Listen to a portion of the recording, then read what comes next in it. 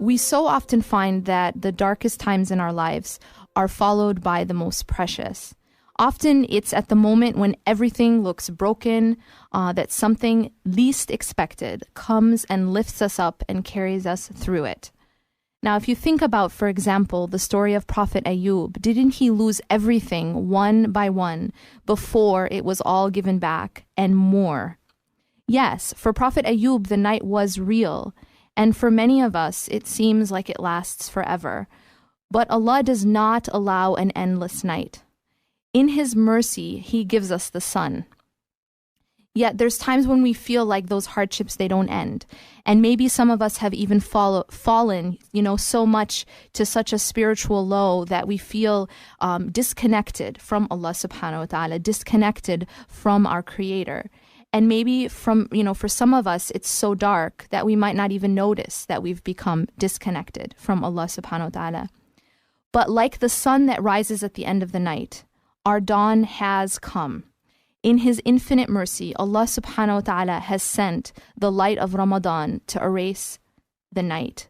He sent the month of the Quran so that He can elevate us and bring us from our isolation to His nearness. And He's given us this blessed month to fill our emptiness and cure our loneliness and end our soul's poverty. He sent us the dawn so that we can find after darkness light. Allah subhanahu wa ta'ala says that it is He who sends blessings on you as He does His angels, so that He might bring you from the depth of darkness into light. And He is full of mercy to the believers. And this is chapter 33, verse 43. And this mercy extends to all who seek it. That's the beauty of Allah's mercy. The beauty of Allah's mercy is He is Ar-Rahman Ar-Rahim, which means, that His mercy, Allah subhanahu wa ta'ala says that His mercy, He says, Rahmati wasa'at kulli shay, which means that my mercy expands and encompasses every single thing.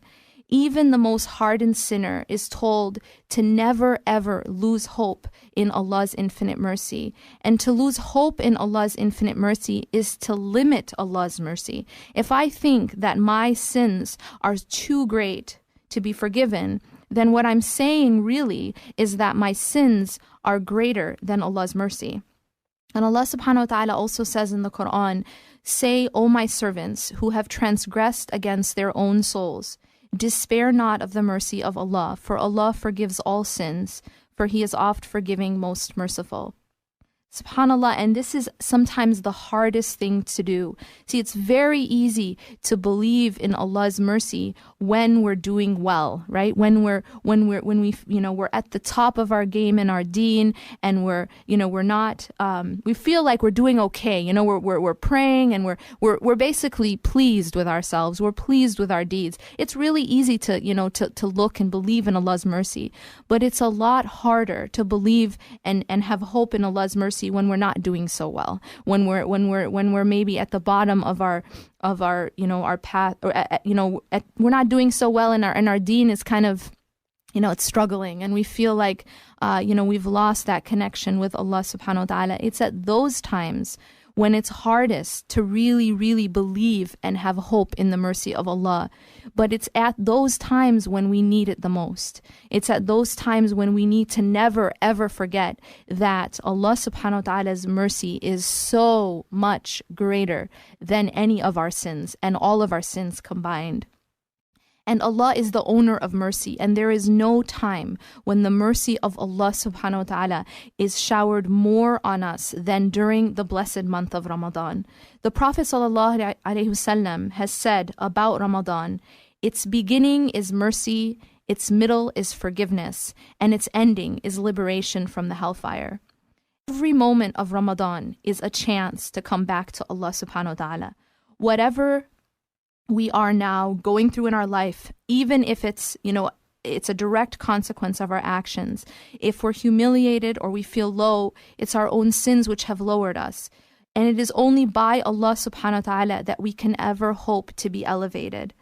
If we are consistently unable, for example, to wake up for Fajr, or find it increasingly difficult to stay away from haram, We have to examine this relationship with Allah subhanahu wa ta'ala. And most of all, we should never be deceived.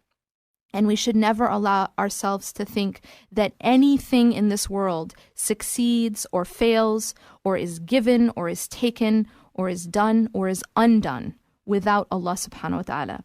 It's only by our connection with Him that we rise or fall in life. And in our relationship with our world, it's only through our relationship with Him that any other relationship is defined. But see, here's the thing. Unlike humanity, our Creator doesn't hold any grudges. So imagine now receiving a clean slate. Imagine having everything that you ever regret doing erased completely. Ramadan is that chance. The Prophet ﷺ said that whoever fasts during Ramadan out of sincere faith and hoping to attain Allah's reward, then all of his past sins will be forgiven.